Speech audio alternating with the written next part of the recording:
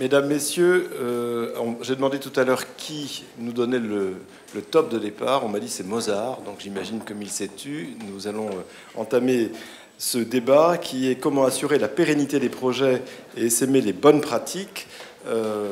Un mot simplement, je me présente. Je ne suis pas du tout issu du monde de l'enseignement, je le regrette. Je suis le directeur commercial et du développement de l'Opéra national de Paris. Et en général, on m'appelle à la rescousse et mes équipes quand il y a un besoin de financement spécifique. Et j'ai été très ému d'entendre Didier Grosjean parler de ce projet européen que j'ai vu sur la scène donc, de l'Opéra Bastille. Et c'est probablement l'un des plus beaux projets que j'ai vus, extrêmement émouvant. Et on m'avait demandé de chercher de l'argent et je suis très fier, rarement de ce que je fais, mais en tout cas de ce que mes équipes et moi-même avons fait pour trouver le financement de cette production qui était juste inoubliable. Voilà, je clôt la parenthèse pour vous présenter celles qui ont vraiment des choses à dire sur le sujet, c'est-à-dire à ma gauche Stéphanie Petitot qui est... Ah, pardon, je mélange tout le monde. Alors, à ma gauche, Frédéric Tessier, qui est responsable du service éducatif du Festival d'Aix-en-Provence. Merci d'être là. Marie Delbecq, qui est déléguée générale donc, des Amis et des Mécènes de l'Opéra Comique. Donc, il n'est pas en charge spécifiquement d'un programme éducatif et culturel, mais qui cherche de l'argent, qui en a trouvé pour un programme de l'Opéra Comique. Agnès de Jaclot, donc, qui est responsable du service animation et jeune public de l'Opéra national de Paris, qui nous dira ce qu'elle fait depuis quelques années, puisque c'est depuis 1983, c'est ça, Agnès. Mais il ne faut pas avoir honte, c'est magnifique d'avoir la durée pour soi, justement. L'essaimage des bonnes pratiques et la pérennité, et Stéphanie Petitot, qui est responsable du développement culturel de l'Opéra national de Lyon. Alors, assurer la pérennité des projets, c'est d'abord déjà s'assurer que ces projets sont bons.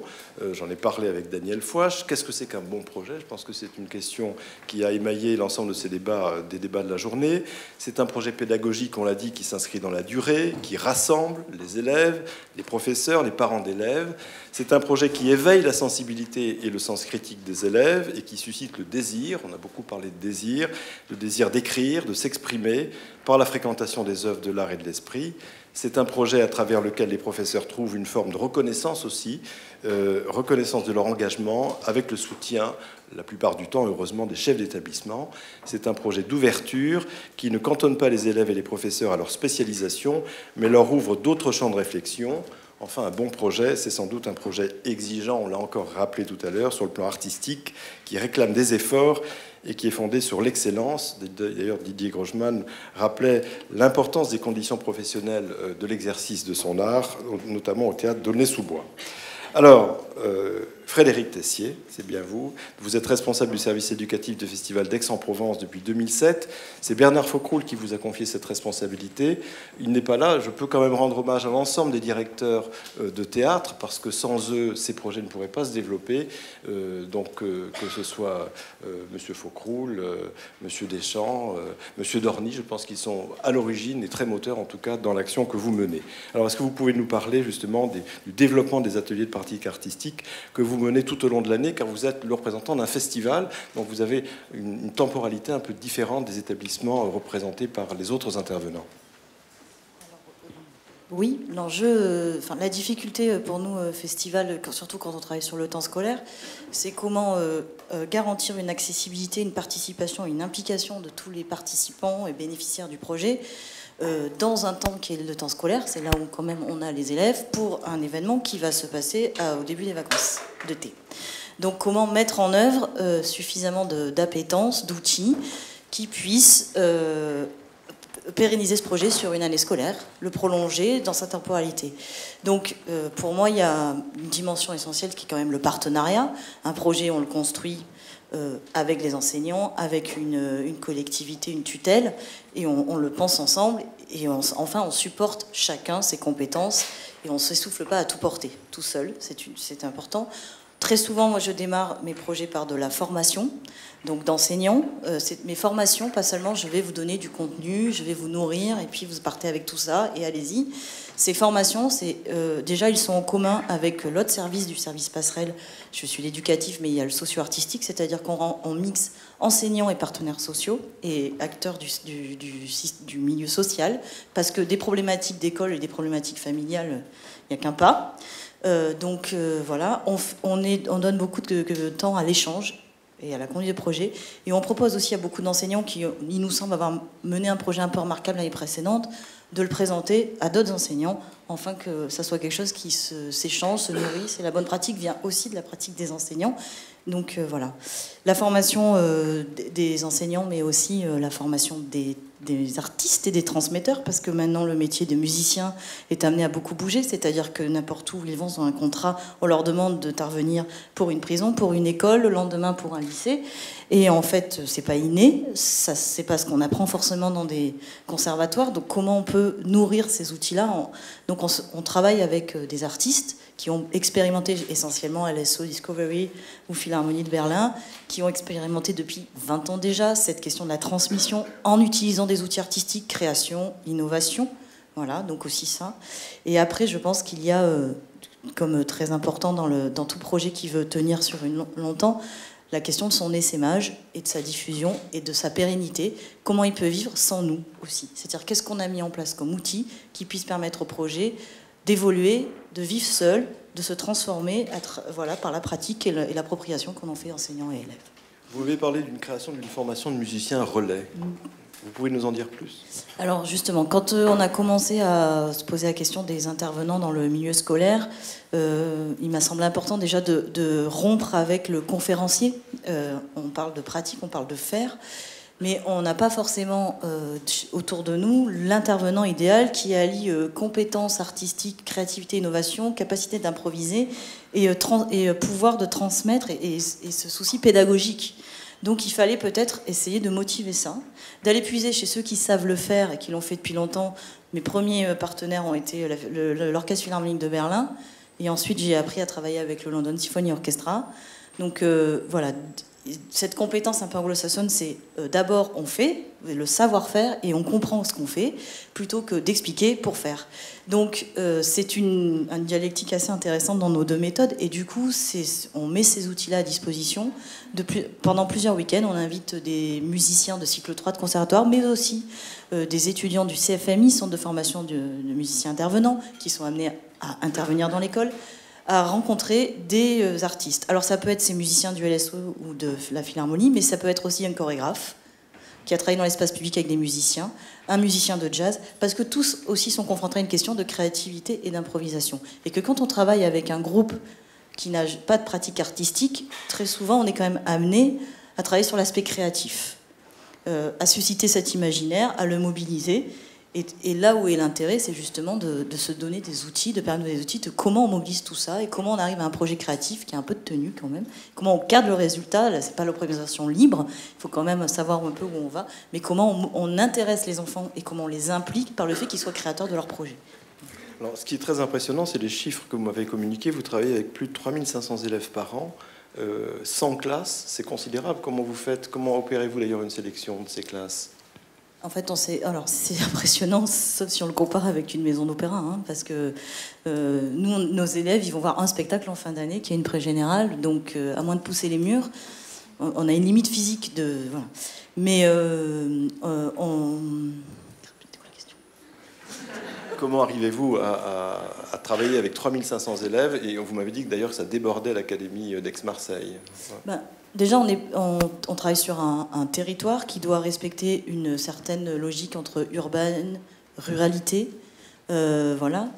Donc, nous, on a Aix-en-Provence et Marseille qui sont plus ou moins urbanisés, mais on est vite dans des zones qui sont quand même assez rurales, assez loin de lieux de culture, ou qui en sont très proches, mais très loin. Pertuis, pas très loin d'Avignon, mais d'Aix, mais c'est pas pour ça qu'ils sont plus en lien avec la culture que ça, les élèves. Donc, il faut équilibrer ce territoire.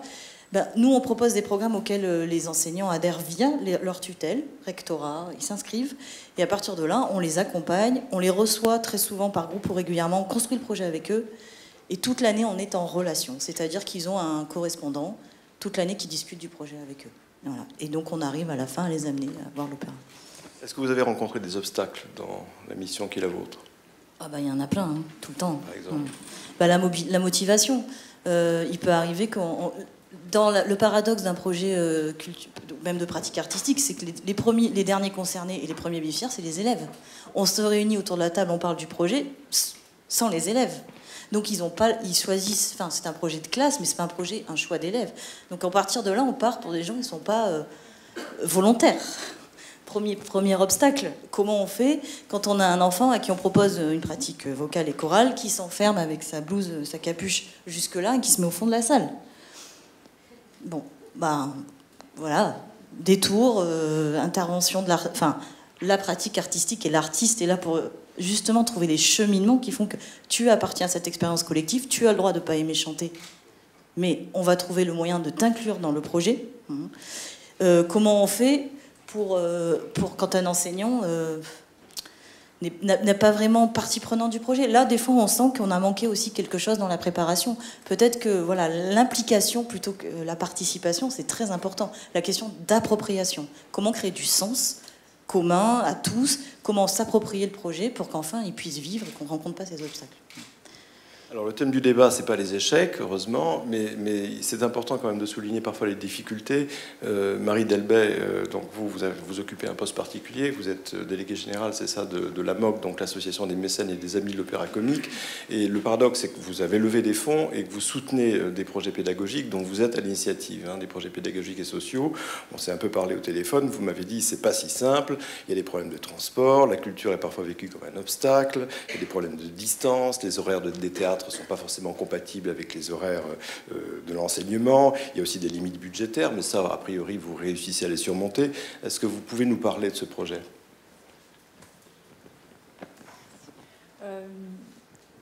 Oui, moi, au sein de la MOC, à la fois, je lève les fonds et puis je mène les programmes. Vous en avez de la chance.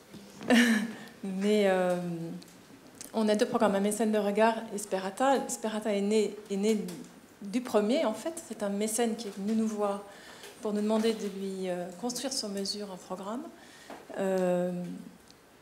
Ça, c'est vraiment un partenariat intéressant parce que, justement, dans le terme de la pérennité, au départ, c'était un programme qui ne devait durer que 2 ans. Et ils en ont été... ils ont été vraiment séduits. C'était le premier programme dans lequel nous arrivions à inclure de la pratique artistique. Parce que nous, on était une toute petite maison d'opéra. Au début, c'était vraiment donner l'accès aux beaux, aux visites, avec des médiations culturelles, un accès au spectacle, avec des places de première catégorie pour tout ce qui est aspect considération. Mais nous n'avions pas du tout les moyens de proposer de l'activité artistique. C'est-à-dire que notre public n'est pas un public scolaire. C'est là où c'est intéressant dans cette table ronde, parce qu'on est donc très complémentaires. Parce que depuis ce matin, j'ai entendu beaucoup d'interventions qui parlaient de l'école et du public scolaire en particulier. Nous, c'est un petit peu le public parallèle. C'est plutôt des publics qui sont pris en charge par des associations, qui sont en insertion pour des jeunes de l'école de la deuxième chance, par exemple, mais qui sont déjà à un deuxième stade, et puis des publics, des chômeurs, des autistes, des familles éclatées, des maisons d'enfants où sont des orphelins temporaires ou permanents. Et donc, je trouve que là, on a un maillage qui s'élargit, qui devient vraiment intéressant. Et donc, c'est un mécène qui est venu vous voir en disant « c'est ça qui m'intéresse ». Oui, le projet que vous faites nous intéresse. Nous, on a... alors, j'étais un petit peu désarçonnée au début, mais j'ai trouvé ça vraiment intéressant. Ils jouent très franc jeu en disant, nous, on s'installe. Voilà, on a un nouveau siège social qui est à Saint-Denis. On veut vraiment s'inscrire dans le territoire et également pouvoir éventuellement recruter. C'est-à-dire que le projet participait d'une formation et d'un échange avec les acteurs sociaux du 93. Alors pourquoi ils sont venus vous voir, vous, et pas Didier Grogemann, par exemple, à Aulnay-sous-Bois, qui, lui, est dans le 9-3 ? Je pense qu'ils avaient entendu parler d'un mécène de regard. Ils en avaient entendu parler et ça semblait leur convenir. Peut-être, je ne sais pas, la souplesse. Et puis, l'idée de la pratique artistique, en l'occurrence, c'est la Commedia dell'arte. La Commedia dell'arte correspond à l'activité artistique de l'opéra comique, qui est un genre qui est né sur les foires avec des artistes italiens. Et là, ça paraissait bien convenir pour des gens qui n'avaient aucune pratique, parce qu'il y a le masque, il y a le fait de pouvoir être derrière un masque pour s'exprimer, et donc d'avoir l'impression de ne pas être tout de suite mis en danger. Il y a l'aspect improvisation, et donc ils pouvaient aussi les bénéficiaires amènent leur propre monde avec leurs propres mots sur un thème donné, mais s'il y avait la possibilité d'exprimer vraiment ce qu'ils sont. Et c'est-à-dire qu'en fait, pourquoi ils sont venus nous voir, ils ne sont pas vraiment venus nous voir, c'est nous sommes allés les voir en disant « Ah, mais on voudrait plutôt de l'aide à la production ». Et ils nous ont dit « Votre institution nous intéresse, mais sous un autre angle ». Donc c'est juste l'évolution d'un lien. Oui, j'avoue que je corrobore tout à fait ce que, puisqu'on fait un peu le même métier, moi à l'Opéra de Paris, vous à l'Opéra Comique, c'est vrai qu'on n'a plus de facilité à trouver des financements sur des programmes pédagogiques, et encore plus quand ils ont un caractère social, que sur les productions elles-mêmes. Ça, c'est un autre sujet, mais c'est peut-être pas le lieu d'en débattre, mais en tout cas, c'est un constat que nous pouvons faire. Pile poil à leur mission, les missions qui s'étaient données. Et ce qui est intéressant, c'est que la moitié du budget consacré au programme est émis, a été donné par les relations publiques, les relations humaines, la DRH qui a financé ce projet. D'accord. Alors, quelles sont les difficultés que vous rencontrez qui peuvent justement empêcher la pérennité des projets ? Beaucoup d'aspects logistiques, et ce matin on en a aussi parlé, c'était vraiment intéressant. Oui, les horaires des spectacles qui sont tard, et c'est vrai que les jeunes ont peur de rentrer seuls ou les familles ne les laissent pas rentrer. Quelquefois les enseignants ou les encadrants qui ne sont pas forcément reconnus au sein de leur propre structure. C'est un peu ce que tout le monde a dit déjà depuis ce matin. Des heures supplémentaires qui ne sont pas toujours payées et parfois attendues. Oui, c'est qui prennent beaucoup sur leur temps personnel et ils n'ont pas forcément la reconnaissance. C'est vrai qu'ils ont besoin d'être soutenus et que quand ils arrivent chez nous, on essaie aussi de les décharger tout d'un coup. Et aussi de les faire... Alors, récemment, de notre volonté, c'est vraiment qu'ils fassent partie eux-mêmes du projet et que quand on a fait les ateliers de Commedia dell'arte, qu'ils participent comme les élèves, qu'ils ne soient pas les témoins, mais qu'ils soient sur scène avec leurs propres élèves. Et là, il y a vraiment des choses intéressantes qui se passent, de regard l'un sur l'autre. Tout d'un coup, il y a des enseignants qui me disent « mais on n'avait pas du tout vu cet aspect-là de la personnalité de tel élève, de tel bénéficiaire ». Et vous m'avez dit parfois que les accompagnateurs des enfants, enfin, ou des jeunes, étaient parfois plus inhibés eux-mêmes que les jeunes. Oui, tout à fait. Les jeunes donc il y a un travail aussi pédagogique en direction des accompagnants. Mais si on les inclut au projet artistique, vraiment, tout d'un coup, quand ils sortent de l'opéra comique, les jeunes et les enseignants parlent d'autre chose que de leur planning de la semaine, etc. Tout d'un coup, ils se découvrent sous un autre angle, réciproquement. Agnès de Jacquelot, donc on l'a dit depuis 1983, en charge de la programmation jeune public. C'est bien d'avoir de la durée pour soi, derrière soi et devant soi. C'est 20 000 spectateurs, c'est ça, dont 10 000 scolaires, 60 représentations de 18 spectacles et beaucoup de projets pédagogiques, jusqu'à 150 projets par saison, 5 000 élèves. Et je tiens à le préciser, vous êtes 2 pour faire tout ça. Voilà. Oui, c'est sûr que comme on est 2 pour faire tout ça... le contenu en découle, c'est-à-dire qu'on ne peut pas faire des projets énormes qui nous prennent toute l'année avec chaque classe, 150 projets, on ne pourrait pas. Voilà, donc effectivement, et surtout que la partie programmation, avec, comme on disait, les 60 représentations par an, c'est quand même aussi c'est quelque chose de lourd à tenir. Et tout le travail qu'on fait avec les scolaires, donc peut-être que moi je suis justement du fait qu'on soit que 2 et qu'on fasse beaucoup de projets, on est dans une situation un petit peu différente, c'est-à-dire qu'on travaille surtout avec des projets qui sont menés par les enseignants dans les classes, et donc nous sommes partenaires, mais pas initiateurs des projets. Donc les projets avec lesquels on travaille sont des projets dans lesquels on intervient peu, ce qui ne veut pas dire que les projets ne sont pas eux-mêmes des petits projets. Mais les enseignants qui les portent travaillent avec d'autres interlocuteurs, pas seulement nous, ou bien ils travaillent avec d'autres interlocuteurs culturels de proximité, soit ils travaillent ou des médiathèques ou d'autres théâtres. C'est souvent des projets interdisciplinaires.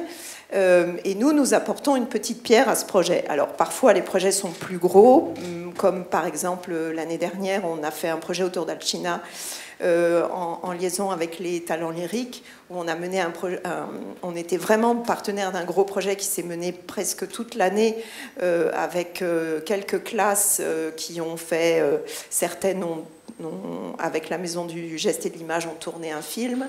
D'autres ont travaillé chorégraphiquement autour de la danse baroque. Et d'autres classes ont travaillé autour de la matière d'Alcina avec des médiateurs qui sont venus en classe parallèlement à tout un travail avec les talents lyriques pendant les répétitions, assister aux répétitions, jusqu'à assister aux répétitions d'orchestre, et enfin venir aux représentations. Ça, c'est un projet qui nous a pris beaucoup de temps grâce à un financement spécifique. Sinon, d'autres projets peuvent être très petits. Il y a des projets qui sont des projets un peu bateaux où les enseignants veulent travailler sur la découverte de l'opéra. Donc, on essaie de leur donner des outils, de leur faire rencontrer des personnels artistiques ou techniques qui vont aider leur projet, où on essaye de leur faire avoir une documentation qui peut aussi les aider, assister à des répétitions, voir comment le chœur travaille, voir... Enfin, il y a plein d'activités qui sont possibles, qui sont tricotées en fonction de chacun des projets. Par exemple, ça peut être aussi des projets qui sont basés sur une matière littéraire, des projets basés sur une matière musicale, une matière technique. On a eu un projet, j'en parle de temps en temps, parce que c'est vrai que c'est très, très spécifique, une classe technique qui a travaillé sur les vérins hydrauliques, qui sont la spécificité du système de levage du plateau de l'Opéra Bastille. Donc ils ont fait tout un travail avec le génie scénique qui est en charge de l'entretien de ce plateau. On peut avoir un projet littéraire autour du thème de l'eau, des sirènes, des ondines, etc. Et puis l'opéra qui chez nous va être le lien, ça va être Roussalka. On peut avoir un projet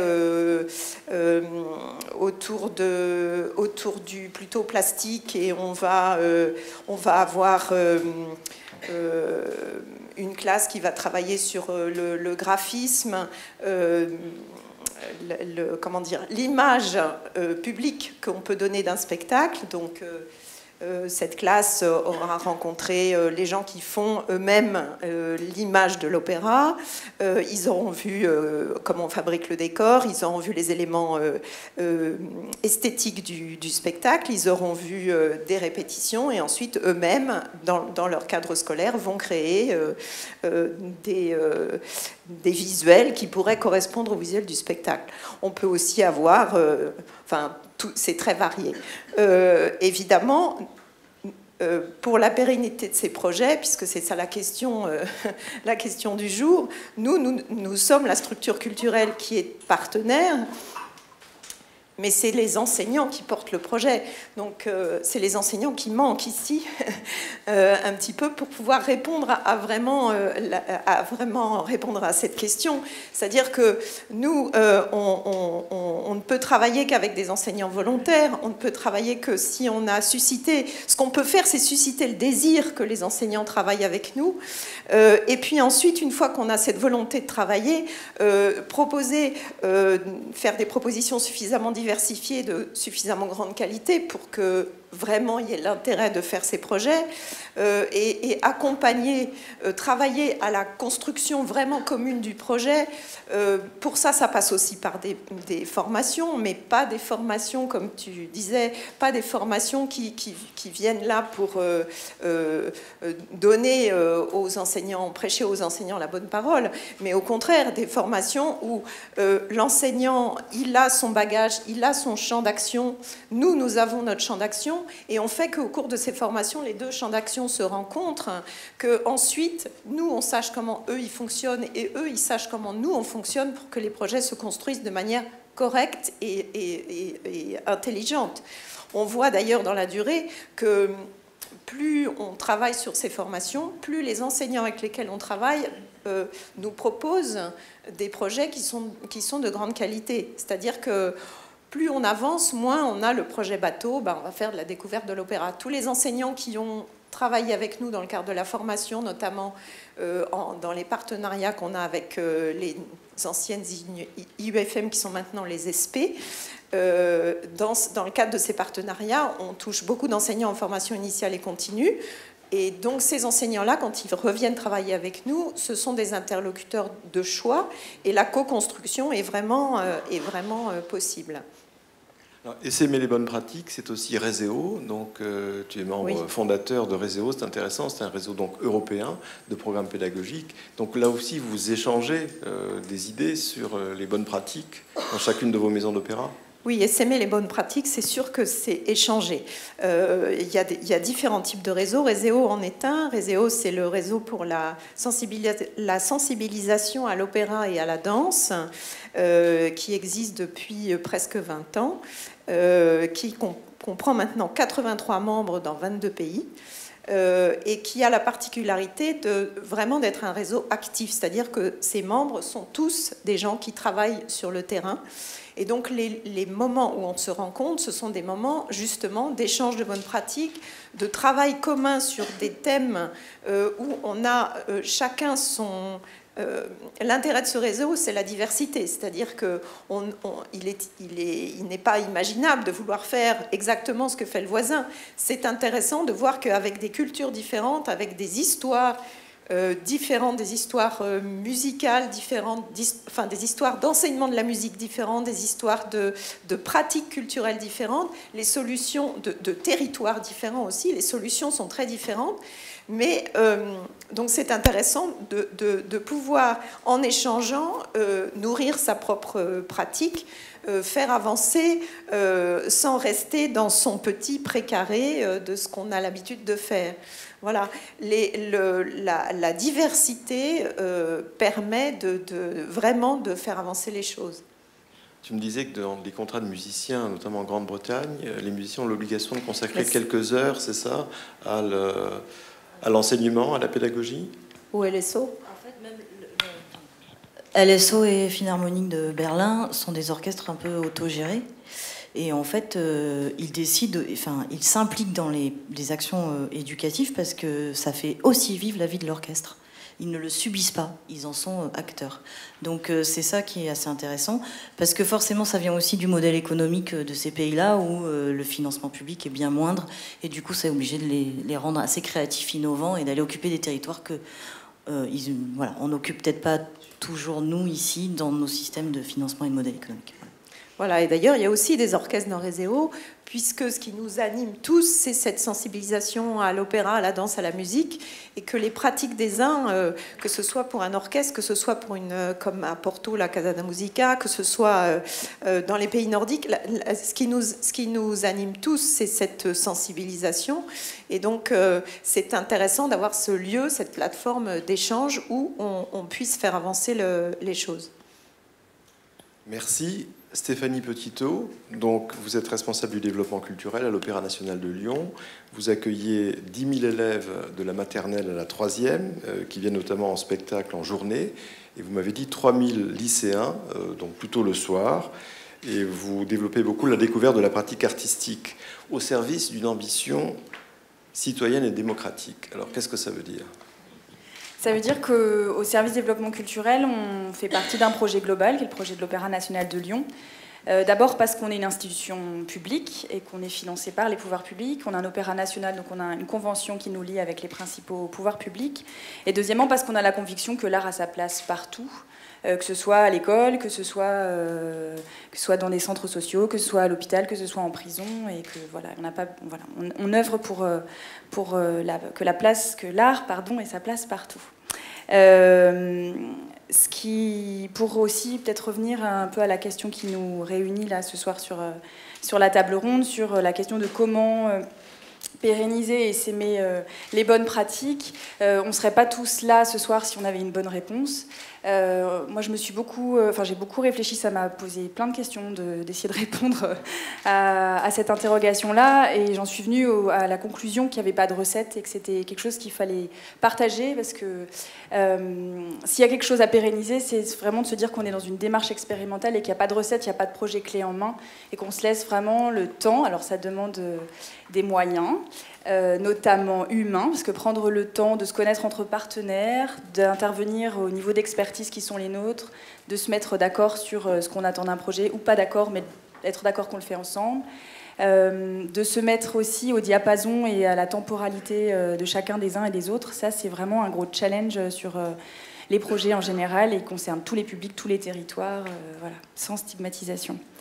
Se connaître, c'est aussi pas s'excuser d'être ce qu'on est, parce que j'ai entendu, il y a des choses qui m'ont fait un peu tilter dans les échanges de la journée, notamment par rapport à la structure lyrique, qui est une structure qui soulève de gros moyens, mais qui est aussi porteuse de multiples formes artistiques, et qu'on est en mesure de défendre et en mesure de partager. Qui on est, c'est aussi de la part des enseignants, de ne pas arriver en disant « excusez-moi, je suis un enseignant ». Enfin, vous voyez ce que je veux dire, ça concerne vraiment tous les porteurs de projets et tous les partenaires. C'est ça aussi, mettre sur la table ce qu'on est et apprendre à travailler ensemble en construisant des projets dans la même dynamique. Pour ce faire, parce que c'est bien beau de partir sur ces postulats-là, mais pour ce faire, il faut quand même qu'il y ait un cadre qu'on laisse flexible, mais qu'on pose quand même. Ça veut dire, pour les structures culturelles, avoir des missions qui sont fixées, avec, c'est le cas ici à l'Opéra de Lyon, mais c'est le cas dans toutes les structures qui prennent la parole aujourd'hui, avoir un cadre d'action fixé avec des ambitions. Vous évoquiez le caractère ambitieux de la politique de développement culturel. Ici, c'est le cas, mais il y en a aussi dans plein d'autres endroits. Et c'est pas une question d'échelle. Ça peut être un opéra, une compagnie, un orchestre, voilà. Donc j'en étais où ? Oui, dans les structures culturelles et dans les compagnies, etc. Un cadre d'action qui fixe les choses, avec une ou plusieurs personnes identifiées qui se mettent ensemble pour réfléchir à monter ces projets-là, à les faire vivre et à les pérenniser. Ça demande pour les artistes d'être dans une posture à la fois de production, c'est-à-dire pas être loin du plateau pour les artistes du spectacle vivant, pas loin de leur matière d'expression singulière pour tous les autres, de creuser ce chemin-là, creuser ce sillon-là pour eux, et en même temps d'être dans une écoute de réception, c'est-à-dire d'être à l'écoute de l'autre, dans l'empathie parfois, mais en sachant prendre aussi de la distance et du recul pour ne pas tout mélanger et brouiller les pistes. Ça demande pour les enseignants, alors on l'a beaucoup dit aujourd'hui, d'être accompagnés par leur chef d'établissement, que ce soit écrit souvent dans un projet d'école, un projet d'établissement, qui a un référent culture. Alors c'est pas le cas dans les écoles. Pas à ma connaissance, vous allez peut-être bondir, mais voilà. Au collège, au lycée, il y a des choses qui peuvent se faire et des postes à profil qui existent. Il y a peut-être des choses à flécher sur ces questions-là.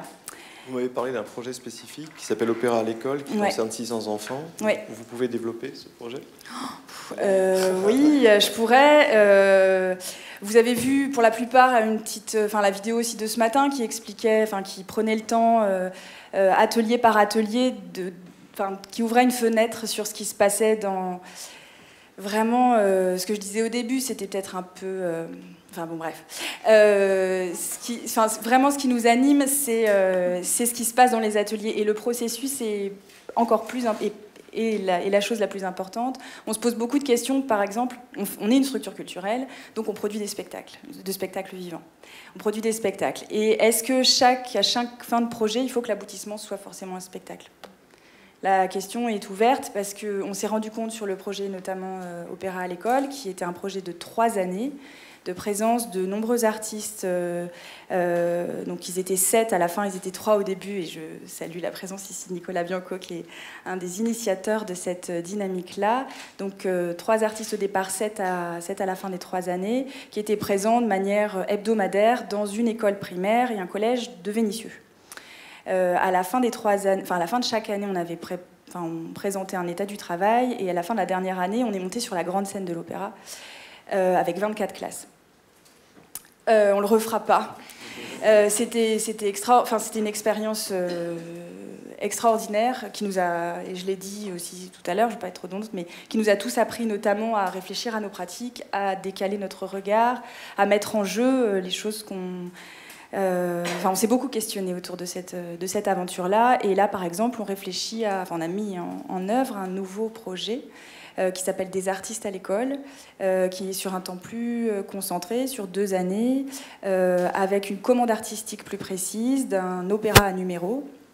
Donc avec Nicolas Bianco à la composition, Francesca aussi Matavelli qui est là, qui est avec Benoît Cossé, la porteuse de ce projet-là au niveau chorégraphique, voilà, au niveau du mouvement. Et on a commandé un opéra à numéros à la fin des 2 années sur la base d'un collectage de gestes et de chansons, de musique qui viennent directement à la fois des enfants, parce qu'on travaille avec le temps périscolaire sur ce projet, donc on ne parle pas d'élèves, on parle d'enfants, on l'a déjà dit plusieurs fois, des élèves du collège, toujours les 6e du collège Elsa Triolet, et puis on a envie d'inviter aussi des parents à porter leur pierre à ce projet-là, des fratries, bon, tout est encore en construction, on n'est qu'en octobre. Donc ça veut dire que la pédagogie, c'est quand même une ambition très forte pour l'Opéra de Lyon. D'ailleurs, ouais. Vous êtes 4 CDI, c'est oui, ça, et des un CDD, ouais. donc ça montre aussi l'importance que l'Opéra oui. consacre à tout ça.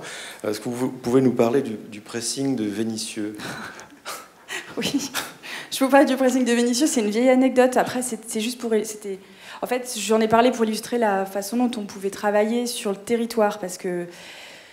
Enfin, oui, sur le territoire, on va dire. Même si j'aime pas trop ce mot, on l'emploie beaucoup. On a décidé, en concertation avec les pouvoirs publics, d'organiser l'action du service développement culturel à l'Opéra en priorisant des endroits de l'agglomération lyonnaise qui concentraient des difficultés. Donc, pour ceux qui connaissent le vocabulaire, c'est grosso modo des quartiers en contrat urbain de cohésion sociale, les fameux CUCS. Donc on a travaillé avec les Pentes de la Croix-Rousse, avec Vénitieux depuis 2006, et maintenant, depuis l'année dernière, on est en train de développer des choses, d'imaginer des choses avec le Lyon 8e, enfin un autre arrondissement de Lyon, le 8e arrondissement. Et je disais à Jean-Yves Cassed tout à l'heure que on ne travaille pas uniquement avec des structures culturelles, on est ouvert à tout ce qui se passe sur le territoire. Ça peut être les hôpitaux, je l'ai dit, les centres sociaux, mais ça peut être aussi pousser la porte du pressing de la place de Vénitieux, la place centrale, pour dire bonjour, on est l'Opéra, on lance un projet, à l'époque c'était Kaléidoscope, où on invite des groupes d'habitants à écrire leur propre opéra, le composer et le mettre en scène, même aller jusqu'à l'interpréter. C'était complètement fou. En même temps, il y a des gens qui nous ont suivis. On était 120, il y avait 120 participants qui s'étaient amateurs au début, qui s'étaient portés volontaires, et à la fin, on était 350. Et le pressing, l'histoire, c'est vraiment de se dire, oui, pourquoi pas, cette dame du pressing, elle n'est pas en CUX, elle a un emploi, elle n'est pas ni noire ni arabe, ça fera pas forcément bien sur les photos, ou je sais pas, on la mettra dans aucune case sur les dossiers de subvention. Et en même temps, elle était là avec tout son enthousiasme et en disant « Oh, c'est super, je vais inviter des copines ». Et on est parti comme ça, et ça fait un noyau dur presque... Au bout d'un moment, ils sont devenus les anciens. Alors, on s'est aussi posé d'autres questions sur notre capacité à mobiliser et renouveler les publics. Mais au départ, c'est parti comme ça. Voilà, la Martine Joly du pressing de Vénitieux. Ouais. C'est magnifique, voilà. Oui. Ça déborde.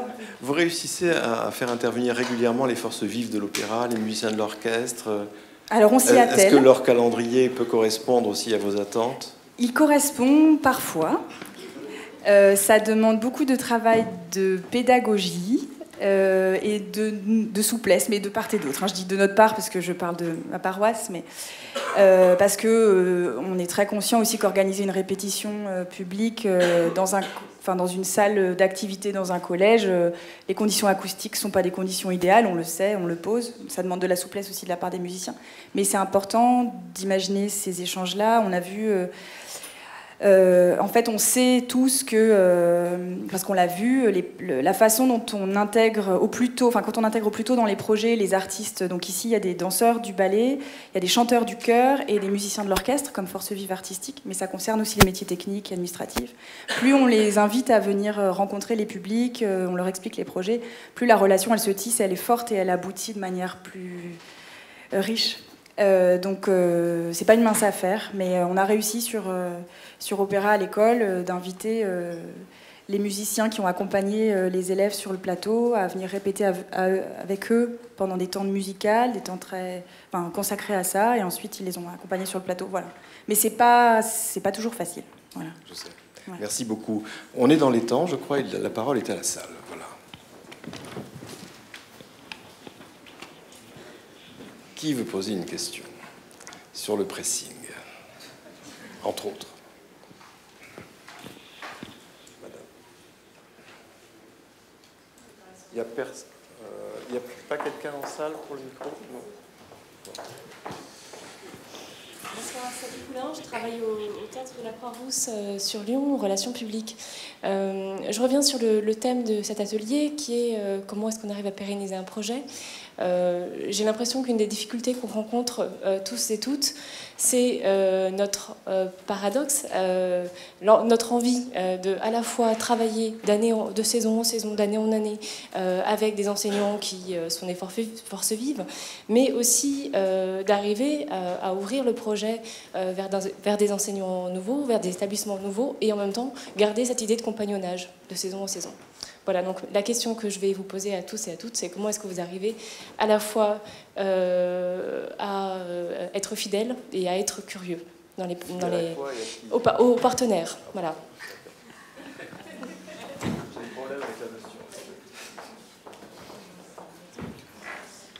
Le renouvellement, c'est une question intéressante parce que forcément, quand on a des enseignants fidèles, on atteint un quota de place et comment on fait pour leur dire bah non, cette année, pas toi, parce que ça fait 7 ans et qu'il faut qu'on se sépare. Donc c'est difficile. Mais il y a aussi l'intérêt du projet qu'ils vont amener, qui fait qu'on sélectionne aussi en fonction de ça. Et par exemple, des fois, c'est pas forcément ce qu'on met en œuvre qui va amener des nouveaux enseignants, mais par exemple, au Festival d'Aix, on fait des projections en plein air des opéras sur le territoire. Et en septembre, alors c'est passé en juillet, et puis là, en septembre, je reçois un coup de téléphone d'une enseignante de collège, de Percuit, qui dit ben, moi, je suis allée, j'ai suivi la médiation avec mon fils avant, j'ai vu l'opéra, mes enfants, ils ont chanté la flûte enchantée tout le voyage jusqu'en Bretagne, donc je me suis convaincue que ça marche, et donc je vais le faire avec ma classe, et je vais même en profiter pour appeler le collège d'à côté, et on va faire un projet CM2 6e. J'ai dit ben bienvenue. Super. C'est-à-dire que derrière l'enseignant, il y a un parent, voilà. Donc c'est aussi comment on arrive aussi de façon générale à sensibiliser tout le public et qui peut mobiliser dans leur métier et leurs compétences l'envie de s'emparer de ça. Donc il y a aussi cette question. Ouais, juste en renouvelant aussi les propositions artistiques, on a une réponse. C'est pas forcément renouveler les artistes, mais les propositions artistiques, elles sont majeures dans la motivation des gens à nous suivre, parce que, en tout cas, je parle pour une structure culturelle. Et je voulais dire un autre truc aussi.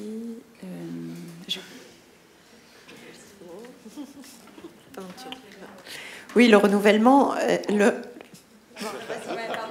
Non, après, je ne sais pas si c'est une caractéristique des médiateurs culturels, on va dire. C'est difficile de dire non, surtout quand on a Enfin, non, mais c'est vrai. Enfin, on se pose beaucoup la question en équipe. Parce qu'après, on est face à une surcharge de travail qui peut nous abîmer aussi, abîmer l'enthousiasme, voilà. Et les gens. Et voilà, apprendre à dire non, à faire... Et c'est très difficile mais c'est aussi le boulot... Enfin, les artistes nous aident, les enseignants nous aident. C'est un travail c'est un travail collectif, quoi. Comme on dit, comme quand on sculpte, quoi. Voilà, d'arriver à une forme plus concentrée. Agnès, tu veux? Non? Une autre question?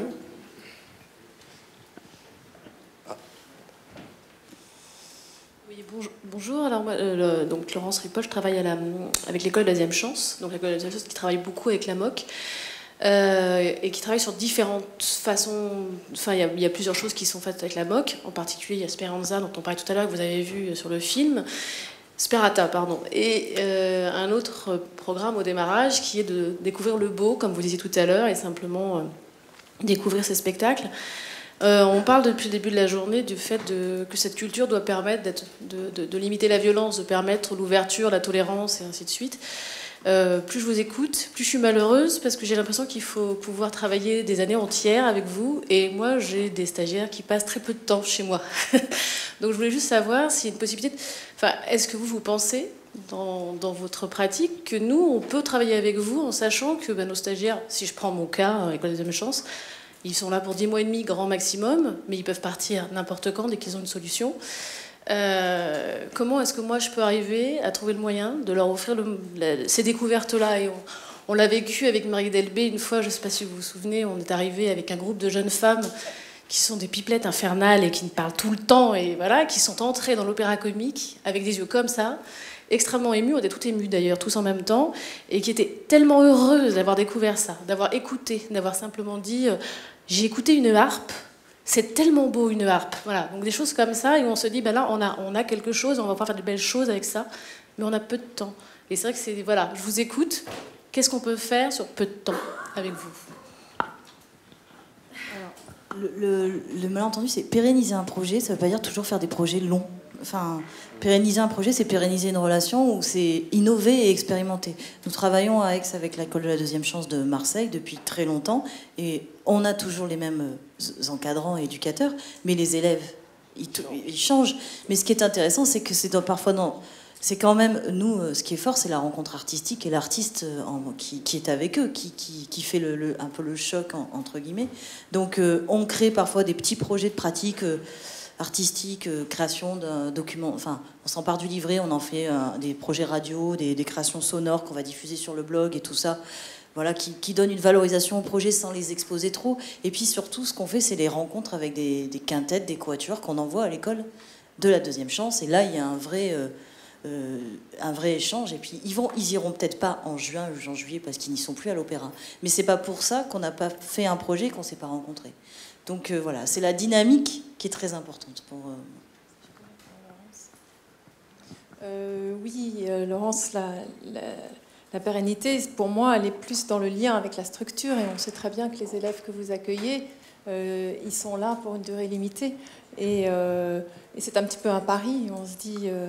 oui, on a très peu de temps, mais quand ce qui a permis justement que ce projet Sperata avait été mis sur le papier sur 2 ans avec le mécène et que ça fait 5 ans que ça dure, c'est qu'on a vu que les stagiaires, quand ils arrivent ou quand ils finissent, qu'ils ont fait leur représentation quelquefois devant le personnel de Generali et qui racontaient, après qu'il y a eu des échanges, ils racontaient chacun leur expérience du projet et de voir que quand ils arrivaient à l'école de deuxième chance, ils avaient un projet professionnel et en ressortant de cette expérience de 10 mois très courte, et tout d'un coup ils disent j'ai changé d'idée, maintenant ce que je veux faire c'est reprendre des études parce que je suis passée par ce programme. Donc on sait qu'il reste très peu de temps, c'est un pari et il y a une prise de risque à chaque moment, c'est vrai. Une autre question, remarque ou suggestion? Non, je vous en prie. Si je peux rajouter, concernant... ça marche? Ok, merci.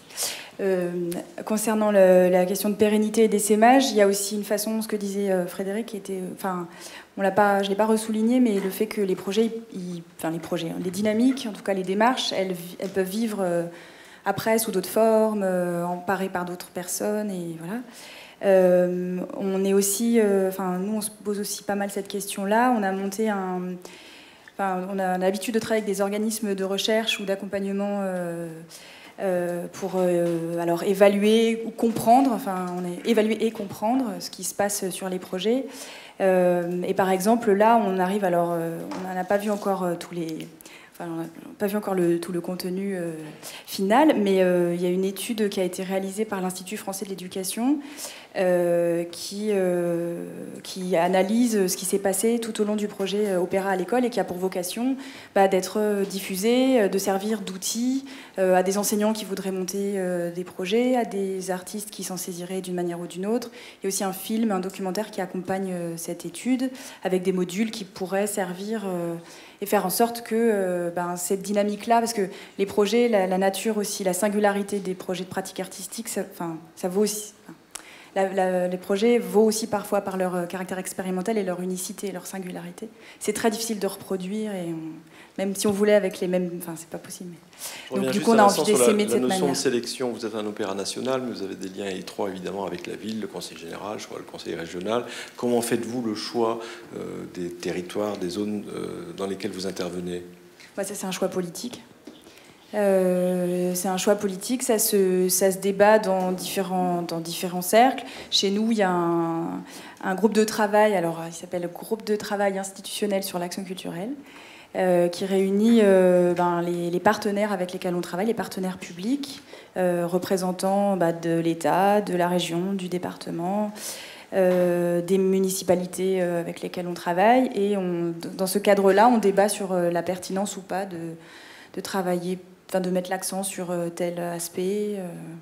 Voilà, mais c'est vous soulignez beaucoup l'importance pour vous du cadre dans lequel s'inscrit votre action. Donc vous dites, mon action, c'est pas simplement répondre à une série d'initiatives très sympathiques mais individuelles, c'est vraiment de définir un cadre d'action. Ouais, en fait, je disais ça quand on en discutait aussi tout à l'heure, parce que dans le cadre de quand on se pose la question de pérenniser et s'aimer, les démarches individuelles, on peut pas se satisfaire des démarches individuelles. C'est extrêmement important que ça émerge et qu'on puisse les accueillir, mais que si on veut vraiment se poser la question de l'inscrire dans la durée, faut que ce soit soutenu par les différents partenaires. C'est une responsabilité partagée, en fait. C'est pour ça que j'insistais sur cette notion. Encore une question au terme de cette journée? Non. Une question? Est-ce que vous voulez ajouter un mot? Non. Conclusion? Il y a toujours des nouvelles idées à faire germer, nous avec les mécènes, mais aussi, je pensais aux jeunes de l'école de la deuxième chance qui ont fait de la Commedia dell'arte.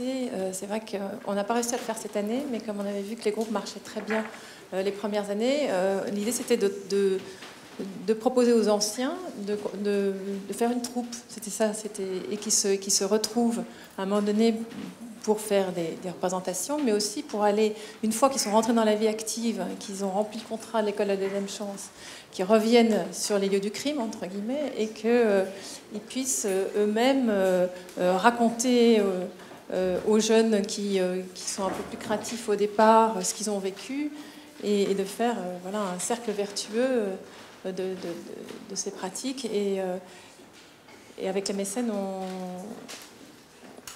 on discute beaucoup de ça. Bien, écoutez, il me reste à vous remercier. Je pense que Essaimer les bonnes pratiques, c'est organiser des colloques comme cela. Donc merci à la Fondation Total et à tous les intervenants. À très bientôt.